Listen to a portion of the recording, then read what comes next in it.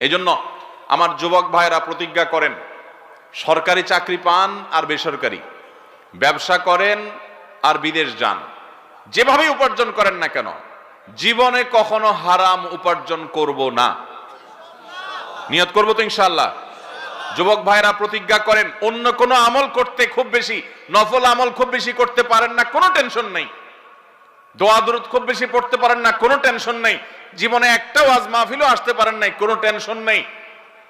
প্রতিজ্ঞা করেন 5 ওয়াক্ত নামাজ ঠিক রাখবেন, রমজানে ফরজ রোজাটা পড়বেন, মেইন মূল ফরজ কাজগুলো করবেন, মূল হারাম কাজগুলোতে বেঁচে থাকবেন, আর সবচেয়ে বেশি গুরুত্ব দিয়ে উপার্জন যে হারাম আছে এই হারাম থেকে বেঁচে থাকবেন। এটা এই যুগে কত কঠিন কাজ জানেন?